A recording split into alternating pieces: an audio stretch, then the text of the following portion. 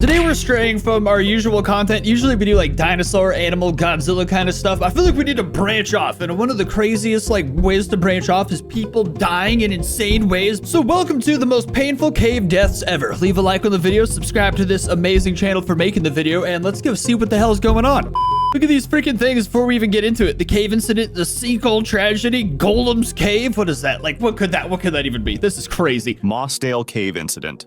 It was June 24th, 1967, and 10 cavers were about to enter Mossdale Cavern to help clear some of the deeper passages and map them out. The two leaders of the group had already explored this cave before, which reassured everyone else. This particular cavern was known for its tight spaces and the very few areas where a person could fully stand. After a few hours inside, 4 of the cavers realized how difficult the cave actually was and decided to return to the surface. They noticed a cloudy sky, but nothing seemed out of the ordinary. The remaining cavers continued their descent and holy foreshadowing, Batman.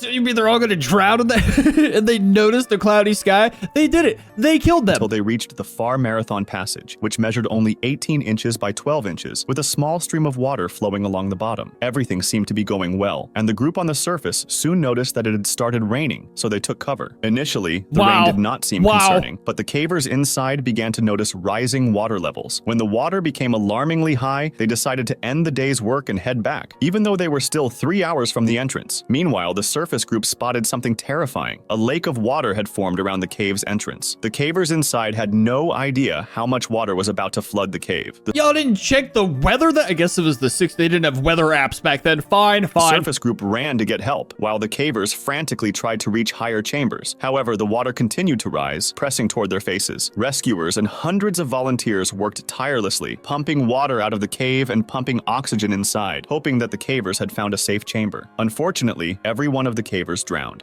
Shaft sinkhole tragedy.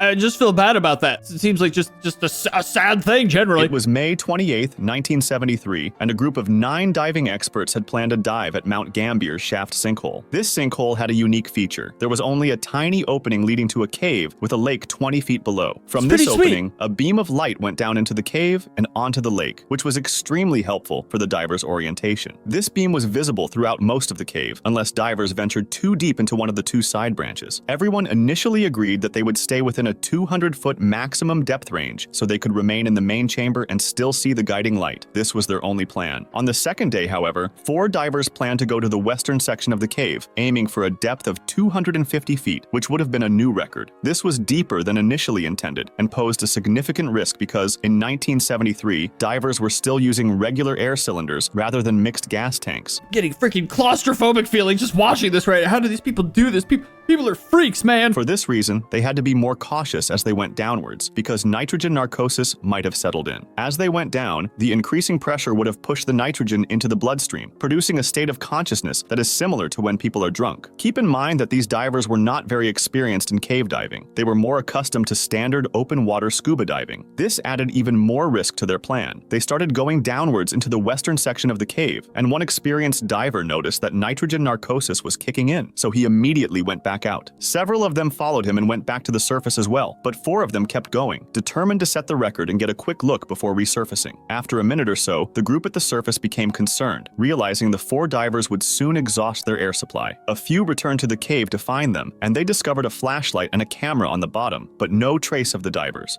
Eaten by sea monsters, 100%. There was a problem that we haven't yet mentioned: silt. The movements of the 4 divers stirred up the long settled silt into a sand cloud that would take a lot of time to settle back. This reduced visibility to less than an arm's length, removing any hope for orientation for the underwater divers. Without being able to see anything, oxygen running dangerously low, and nitrogen narcosis kicking in, the 4 divers drowned. Jacob's Well tragedy. No, but why were the bodies separated from the cameras? People always are so blind to sea monster attacks. It's November 23rd, 1983, and 2 students from Texas State University, named Richard and Clark, are about to enter Jacob's Well, an underwater hole that leads to an underwater cave. This hole seems relatively shallow, around 25 feet, and many people try to touch the bottom and then come up. However, this is just a deceiving appearance because it actually leads to another underwater cave with 3 chambers. The first 2 are relatively open and easy to get through, but the third one has a really small squeeze to get into it. If you manage to squeeze through, you'll enter a room that is 10 feet tall, and you'll see a really small hole at the farthest edge, too small to pass through. This small tunnel was just 2 feet in diameter, and 2 years prior, 2 people died in it because after they managed to get through, a rock slide filled with gravel blocked them inside. Now, getting back to our 2 students, they were fairly experienced in normal diving, but not in cave diving, and they were trying to get their instructor certification in open water diving. Their instructor, Don, was an incredibly skilled and experienced diver, and he was the one who removed the 2 bodies we just talked about. He used to constantly warn everybody to stay away from Jacob's well since it's deadly, and he even tried to cover up the small hole that leads to the 4th chamber with some cement, but other divers reopened it and left a message that said, "You can't keep us out." Don himself almost died in Jacob's well. When he tried to enter the 4th How the hell do you put cement underwater? Like, doesn't it have to be dry to...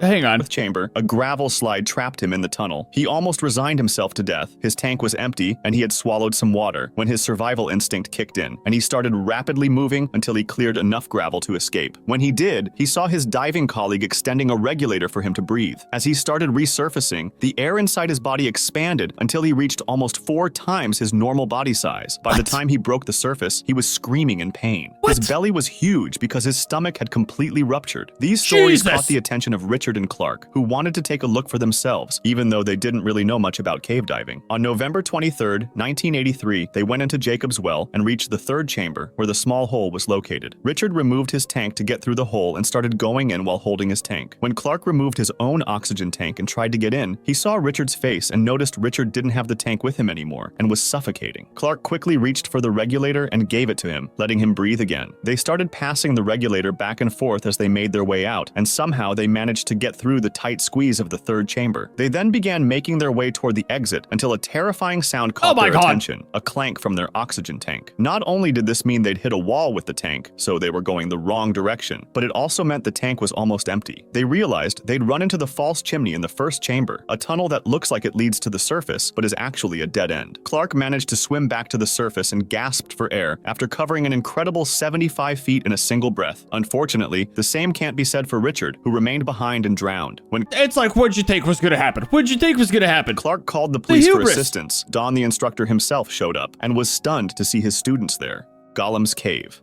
It's August 18th, 2005, and a group of 5 friends decided to venture into the Gollum Cave. Look at that cave. If you don't get eaten by witches, like, what So called the Cave of Death because of how dangerous it was. Okay, you know what? You deserve it. You go into the Cave of Death. That's on you, man. They reached the entrance at 3 a.m., and one of the friends decided to wait for the others outside. They encountered their first problem when actually trying to get in, as they had to crawl through a small pool of water. After that, there was a fork going left and right, and how was that the first problem? A small pool of water? They chose left, which led them to another small pool of water. This seemingly innocent pool, however, actually led to another section of the cave through an underwater tunnel. The tunnel itself was really small, just 3 to 4 feet in diameter, and to get through it, you had to be completely submerged. This meant only one person at a time could go in, and they had to swim about 15 feet. One by one, they started plunging into the pool of water to reach the other side of the cave, and once they made it, they discovered a section with about 3 feet of airspace. From the perspective of the friend who stayed outside, there was no sound or light coming from inside the cave, and after a while he started to get worried. He went into the cave himself, but heard no noises and saw no lights. Not sure what to do, he first called some friends who had experience with caving, and then called the police. He couldn't have imagined what was happening inside. Can you imagine how annoying it'd be to be the police? Oh, really?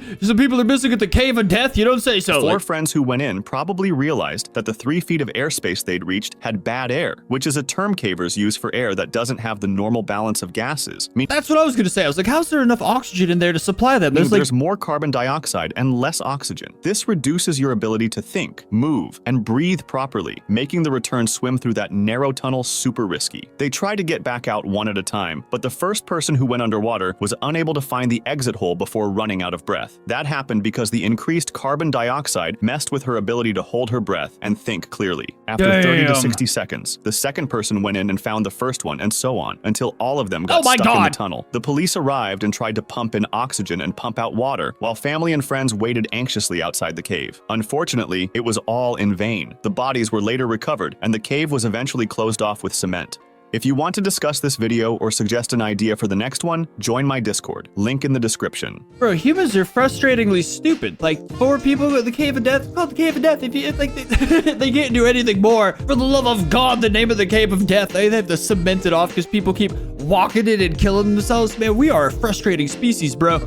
My God, that was ridiculous. Leave a like on the video if we should get into more random, horrifying, dark things. I guess not that often. Sometimes it's nice to mix it up. I don't know. Leave a like on the video. Subscribe to The Paint Explainer for making this horrifying graphic, and I'll see you next time.